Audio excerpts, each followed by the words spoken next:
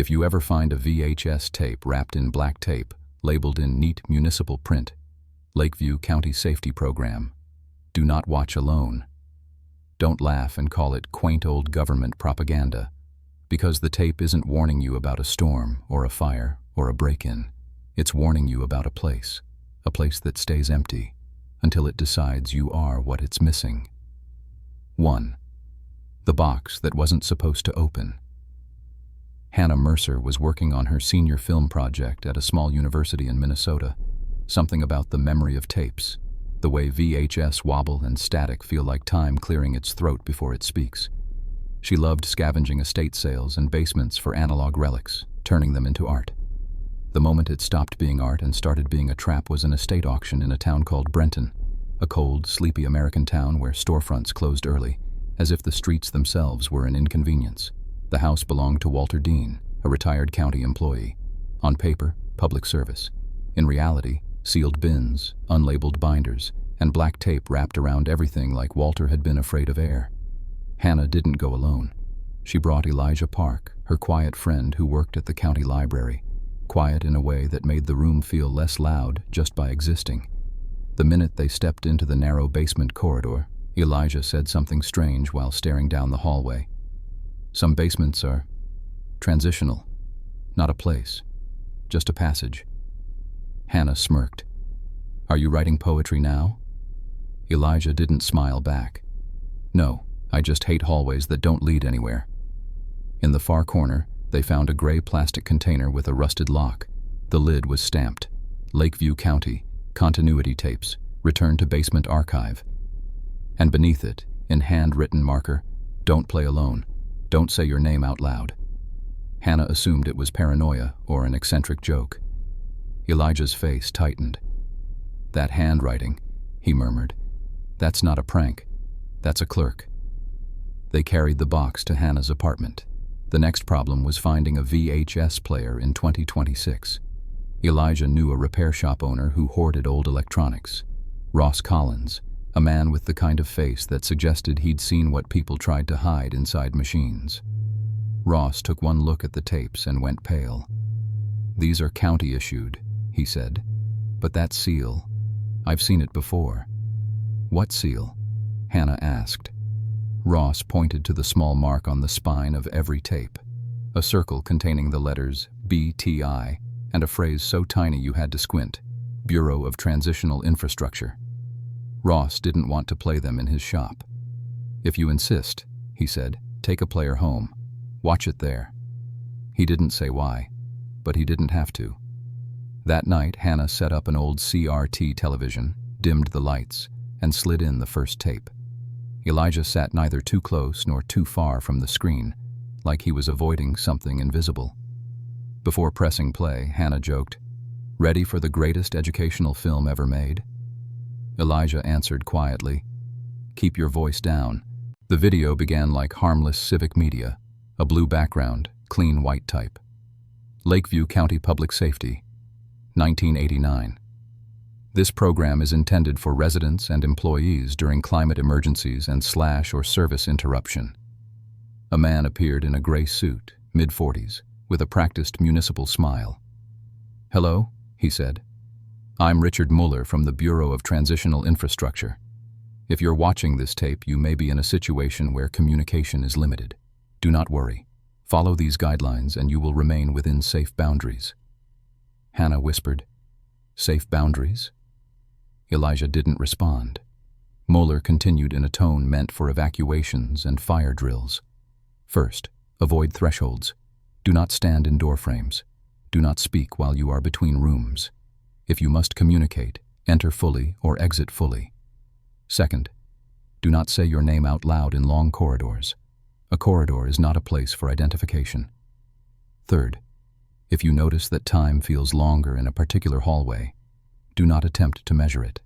Do not count your steps. Counting stabilizes direction. Hannah let out a small laugh, but it died quickly. Mueller's seriousness was too clean, too confident, like he was explaining CPR to reality itself. He showed footage of ordinary public buildings, the county office, a school, the library, a small mall, a roadside motel. Normal shots, except the camera lingered too long on hallways, stairwells, lobbies. Spaces meant to be passed through, not lived in. Then Mueller said something that made Hannah's hands tighten around her notebook. A transitional space exists for movement. When left unused for extended periods, it may attempt to generate its own function. Then, calmly, if you find yourself alone in a long lobby, do not wave. Do not knock. Do not call out names. Sit with your back to the wall and wait until the sensation passes. Elijah spoke for the first time, voice flat with certainty. This isn't education. Hannah blinked. What is it? It's protocol. And at the end of the tape, so quick Hannah could barely register it, one sentence flashed like a stolen frame. If you saw this line, you are inside the program. Hannah tried rewinding. She couldn't catch it again. It felt swallowed. The next day, Hannah went to campus and felt wrong in ways she couldn't explain. Hallways seemed longer. Doors felt closer than they should, like perspective had been edited. At the cafeteria, she overheard a small rumor. A student named Maddie White had vanished after leaving the library, last seen walking into a side corridor leading to an old storage annex. Security footage showed Maddie entering. It didn't show her leaving. People said the camera must have cut out. Elijah, because he worked at the county library system and knew people, managed to get the clip. When he watched it, his face drained. The camera didn't cut, he told Hannah. Then what happened? Elijah swallowed. The hallway got longer. Hannah watched. Maddie stepped through the side door, took 3 steps. Then the image shifted in a way that made Hannah's eyes hurt. The corridor didn't move. The camera didn't move. Yet distance expanded. Maddie kept walking and walking and walking, never reaching the end. Not a loop, not repetition, just more hallway. After a minute, Maddie stopped, turned, opened her mouth to shout. No audio on the clip. Then her body jerked backward as if something had tugged her from behind, and she disappeared into a small patch of darkness at the far end. Darkness that hadn't been there before. Hannah shut her laptop. Elijah said it out loud, like naming it made it real. The hallway took her. Hannah snapped. That's insane. Elijah didn't flinch. The tape said, if it's left unused, it finds a function. Elijah insisted they go to the county building. The label on the box said, Return to Basement Archive. If this was a program, it had a home. The county building was old stone, marble floors, yellowed lighting, hallways that smelled faintly of bleach and paperwork. They entered under Elijah's library credentials. The receptionist, an older woman, smiled strangely. You going downstairs? She asked. Hannah forced a laugh. Just looking for tape archives. The receptionist inhaled slowly. The tapes look for someone to play them. In the basement, air turned cold. Not damp, not rotten. Cleanly abandoned, like a hotel corridor vacuumed for a guest who never arrives. At the far end was a door labeled Archive C, Transitional Materials. Inside, shelves stacked with boxes identical to the one Hannah found. One shelf was completely empty.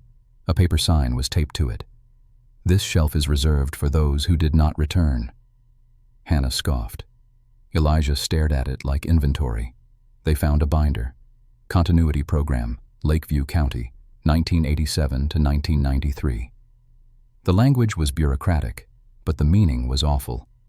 Transitional spaces within civic infrastructure are not neutral. When usage density decreases, an automatic corrective response emerges.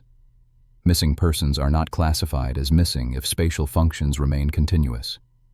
If the corridor continues functioning, it sees no reason to release what entered. Near the end, a handwritten note interrupted the typed pages. Do not say names. Names anchor you to the hallway. The last item was a Polaroid of a long corridor inside the building. At the end, a door stood ajar. Beyond it, blackness. On the border, someone had written, The interim is awake. As they turned to leave, Hannah heard a faint sound. No footsteps, more like soft scraping against a wall, like fingernails. She spun. Nothing, but the corridor they'd entered through looked longer. Not by much, just enough to make your brain itch. Elijah said urgently, "Don't count." "Count what?" "Your steps. If you start counting, you stabilize it." They walked slowly. Hannah felt a reflexive urge to measure distance, to claim control by numbers. She fought it like an addiction. When they finally reached the basement door and pushed into the upper floor, the corridor felt normal again. Normal-ish is a dangerous kind of normal. Back at the apartment, Hannah wanted to stop. Elijah argued that stopping now meant walking blind inside a maze. They played the second tape. It opened like an emergency broadcast. Gray screen, county seal, bold text, emergency continuity. Broadcast, do not record. A calm announcer spoke. "This message is issued by the Bureau of Transitional Infrastructure. If you are receiving this, standard transmission has likely failed. Follow instructions." The instructions were worse than the first tape. If you find a town quieter than it should be, do not assume you are alone. If you see a store open with no staff, do not enter. If you hear a phone ringing in an empty building, do not answer. If a voice asks you to confirm identity, do not confirm. Then, a transitional space may use a familiar voice to make you cross. Hannah's stomach tightened. "Like my voice on the radio?" Elijah nodded slowly. "We haven't heard your voice yet, but it fits." Midway through, the tape cut to footage of a small shopping mall. Brenton Plaza, closed stores, dead arcade cabinets, a faint warped background music, like it was playing from far away in time. The announcer said, "A mall is a transitional structure. People enter and exit. If it remains without people, it may decide to retain those who enter." A single sentence flashed, too fast to read comfortably. "The door is not a door. It is a promise." Hannah felt it settle in her head like a splinter. 6. The night they entered the mall and returned incomplete. They told themselves it was research, footage for Hannah's project. In reality, it felt like being pulled. Brenton Plaza was supposed to be sealed, yet a side entrance stood cracked open. Hannah said, "Someone broke in." Elijah answered, "Or someone opened it." Inside, the air was too warm, like climate control had never been shut off. Fluorescent lights glowed at half strength, as if conserving power for a single guest. Hannah filmed. Her camera jolted once. She blamed the battery. It was full. From somewhere deeper, the mall's speaker system crackled to life.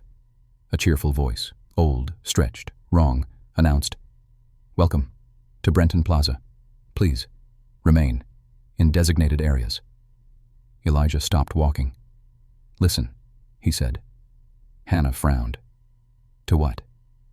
The silence. She realized their footsteps made no echo. The building hummed, lights buzzed faintly, but sound didn't bounce. It got absorbed, like the mall didn't want to return anything. They passed a toy store display, a giant plush bear with glass eyes. Hannah swore the eyes didn't just reflect light, they tracked. Then the speaker system said clearly, "Hannah." She froze. Elijah whispered, "Don't answer." Hannah tried to laugh. "Someone's messing with us." The voice returned, closer. "Hannah, come here." It came from the corridor leading to the food court, an empty liminal dead zone in every dying mall. Hannah's foot moved on its own. Elijah grabbed her wrist hard and pulled her back. "That's the tape," he hissed, a familiar voice. Hannah's lips trembled. "How does it know my name?" Elijah didn't answer, because he'd heard something too, just once, a whisper by his ear in his own voice. "Elijah, you forgot something." He didn't repeat it out loud. He wouldn't give the mall confirmation.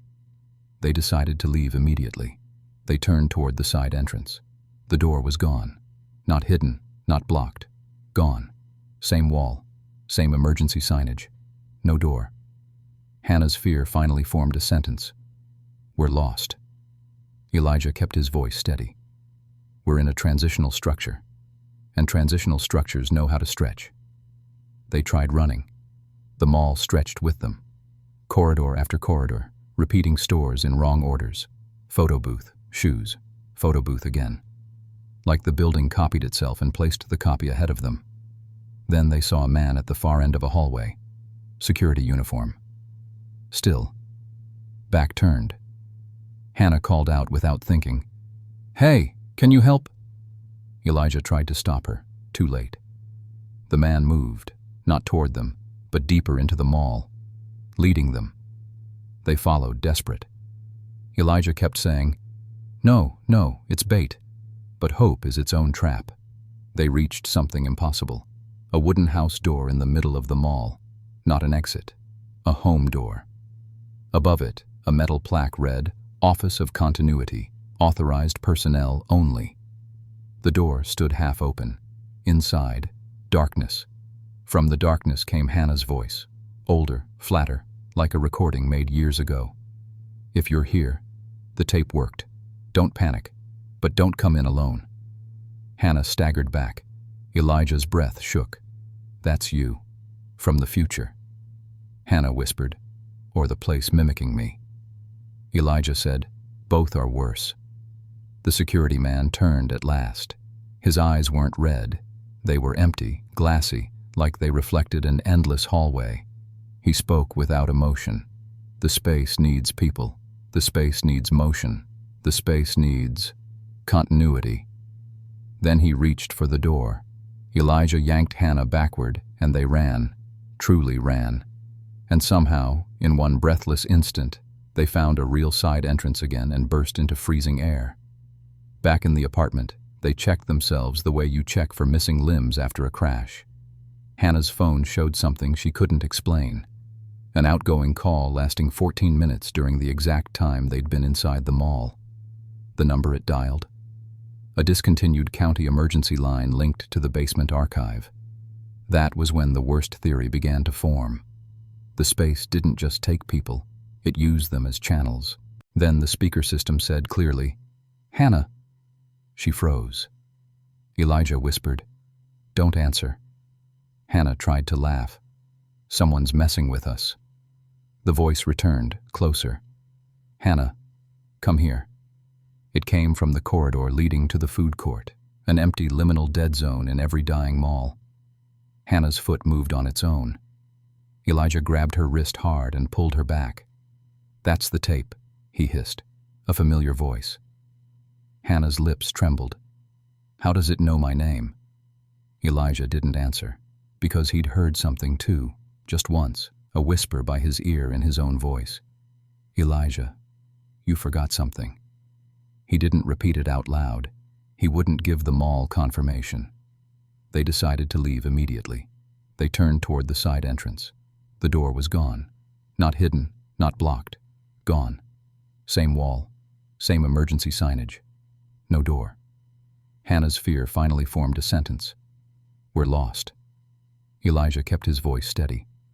"We're in a transitional structure, and transitional structures know how to stretch." They tried running. The mall stretched with them.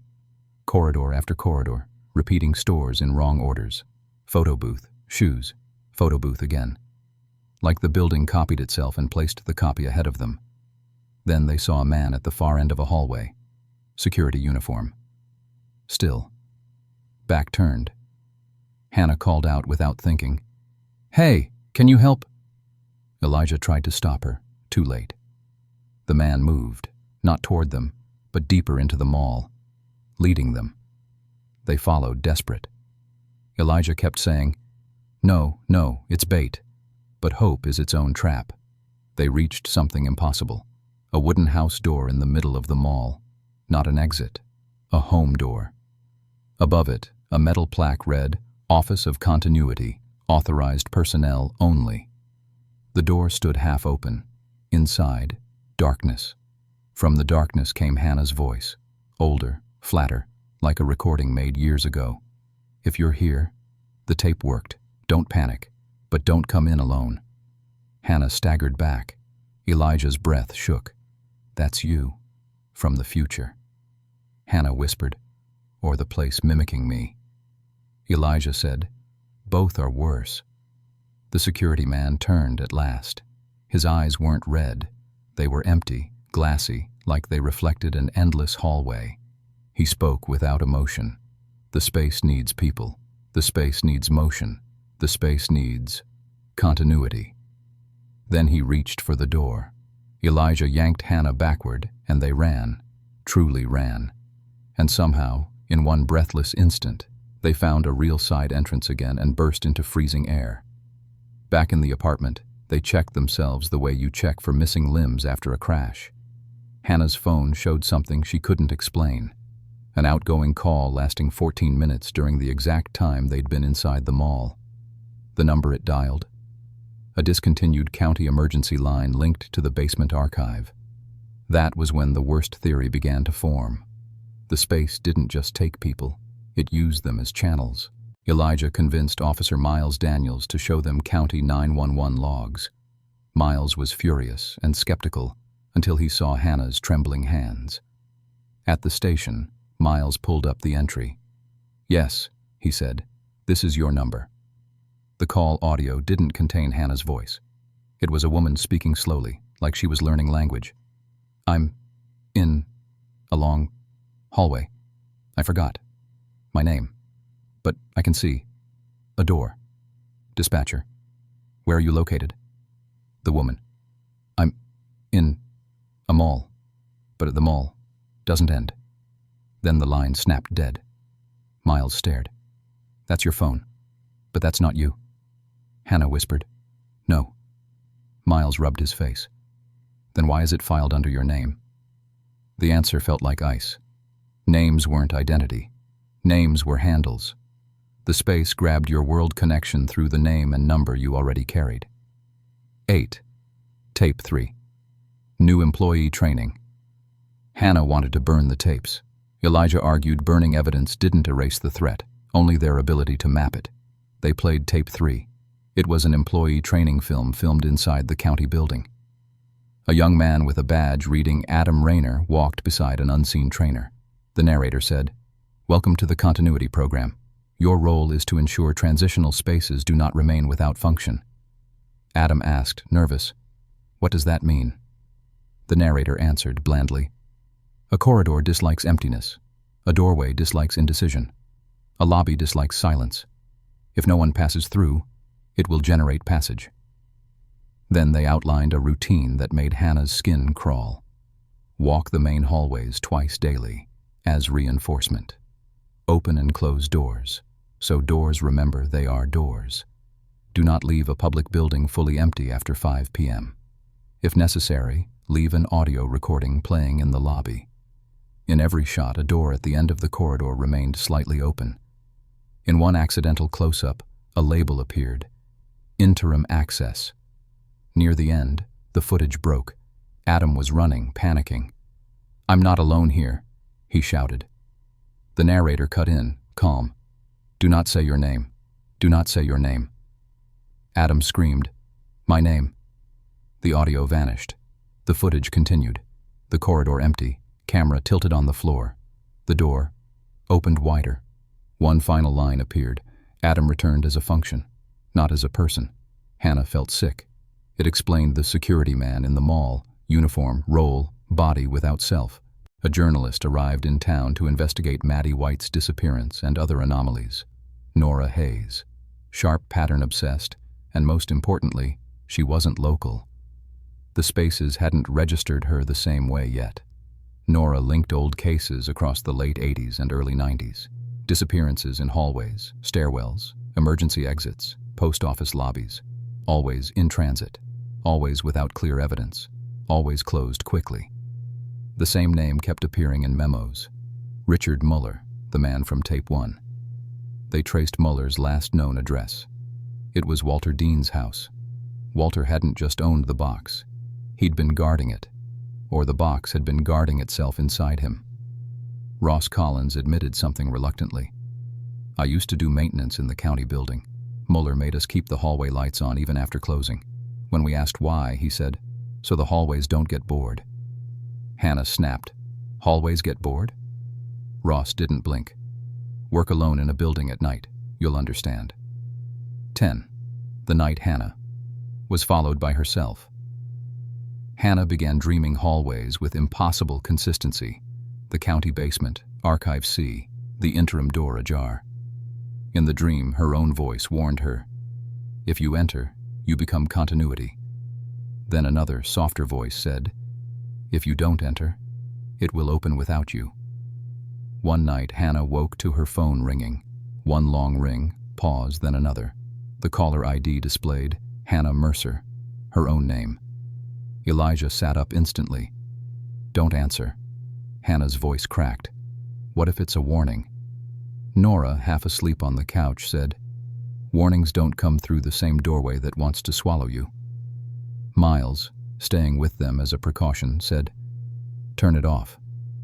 Hannah declined the call. A minute later, there was a knock at the apartment door.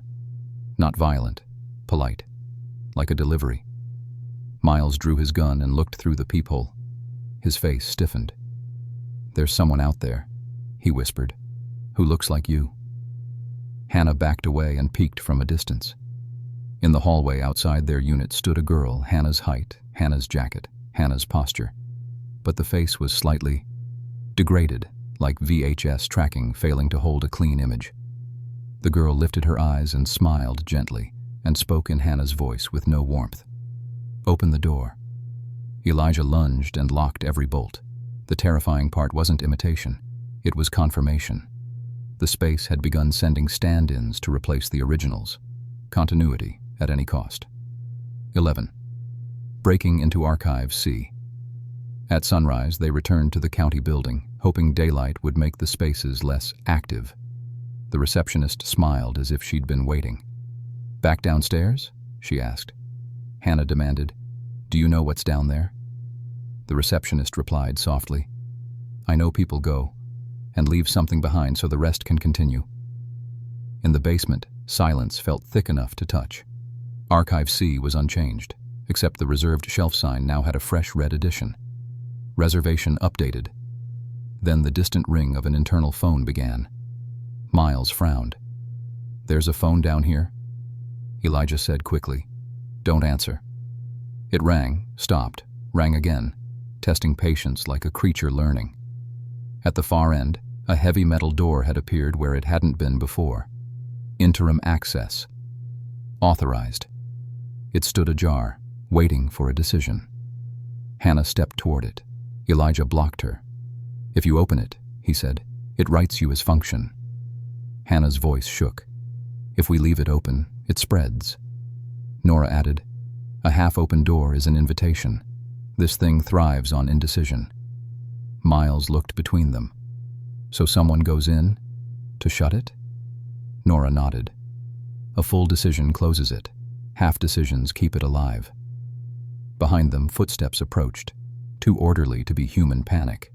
The security function from the mall appeared, then another, then more. Uniform bodies, glassy eyes, roles walking, and among them, a Hannah stand-in. The stand-in spoke softly. "The program requires you. The space is empty." Elijah snapped, "We are not spare parts." The stand-in smiled. "You are motion. You are passage." They moved closer. Miles fired a warning shot. No reaction. Bullets didn't stop an idea. Hannah understood. The only weapon was commitment, a full decision that broke the loop. "I'll go in," Hannah said, breath trembling. "I'll close it. I'll come back." Elijah grabbed her shoulder. "Hannah, if we leave it ajar," she said, "it makes more stand-ins. Eventually, the whole town becomes a hallway." Nora tried to step forward. Hannah stopped her. "Someone has to stay out here to pull me back if I can return." Elijah's voice went thin. "Then don't say your name." Hannah nodded. She pushed the ajar door and entered. Inside was not a room. It was a corridor, endless, narrow enough to feel trapped, wide enough to feel exposed. Fluorescent lights, gray office carpet, white walls, no end. Every step felt like being recorded. Signs were posted along the wall. "Keep moving, do not loiter identity." "Confirmation is optional." The last one was an obvious lie. A side door appeared labeled Office of Continuity. Hannah opened it. A small office, a VHS player running, A CRT screen showing tape 1, Richard Muller speaking. This time Muller stared straight at the camera as if he could see Hannah. "At last," he said. "You made it." Hannah's throat tightened. "How?" Muller continued. "You're not the first to arrive, but you're the first to come here to close the door instead of opening it." On the desk sat a red button labeled "Close Loop," and beneath it, a note. "Loop closure requires at least one substitute." To close it, something had to remain. Behind Hannah, the corridor whispered, multiple mouths, one breath. "Open the door. Open the door." Hannah lunged for the button. In the reflection of the CRT glass, she saw herself. But it wasn't her. It was the stand-in, glass-eyed, smiling. The stand-in spoke calmly. "If you close the loop, you need a function to remain." Hannah whispered, "I'm not a function." The stand-in replied, "Not yet." Hannah finally understood the trap. The space doesn't force you. It offers you a choice where both outcomes bleed. Leave it open, and it spreads outward. Close it, and pay a price. Someone stays. Hannah looked at the button, then at the stand-in. Was the stand-in a person, or just a shell? There was no time for morality to be comfortable. She pressed the button. Lights flickered. The corridor shuddered like a living thing startled by certainty. Muller's voice said evenly, "Loop closure confirmed." The stand-in froze, smiled wider, almost grateful, and said, "Thank you. We have continuity now." Then it broke down like failing tape tracking. Lines, blur, static, gone. Hannah fell to her knees, breathing hard. Through the small radio she carried, Elijah's voice crackled from outside. "Hannah!" Hannah gasped. "Close the door." Elijah shouted back, "It closed itself. Hannah, the door is gone." Hannah looked up. The entry door had vanished. The corridor remained. The office remained. But return had been removed like a feature. 13. The ending that starts over. Hannah stayed inside. How long doesn't translate cleanly. Time in transitional spaces isn't straight. She walked, turned, searched for any marker. Everything repeated. Eventually, she found a small room, a microphone, a broadcast unit, and a blank VHS tape. On the wall, "Send the warning." That was the final truth. The loop isn't closed forever. It's closed for now, and now requires a caretaker. A function. Hannah shook with fear and anger. "If I have to warn them," she whispered, "I'll warn them in a way that breaks the trap." She recorded, "If a familiar voice calls your name in an empty place, don't answer. If a hallway feels too long, leave immediately. If you find a tape that says, 'Do not watch alone,' throw it away. And don't say your name out loud in a long corridor. Names let the place learn you." When she finished, the machine activated on its own. The signal went out, and the loop completed its cruel perfection. Her warning was the thing that would eventually lead Hannah and Elijah to open the box in the first place. Outside, Elijah, Nora, and Miles searched for her. The interim door never reappeared. Archive C returned to normal. The reserved shelf stayed empty, except the sign changed. Name added. But the name was smudged beyond reading, as if names themselves were forbidden to hold. Miles sealed the basement, locked the archive, posted warnings. A week later, in a different town, someone bought a plastic container at an estate sale, marked BTI, wrapped in black tape. And because you're still reading, be honest. Have you ever felt a hallway in your school or office look longer on one particular day? Have you ever heard your name in an empty building and turned and seen no one? If you have, don't call it harmless imagination. Some corridors, when left empty long enough, start looking for someone to complete them.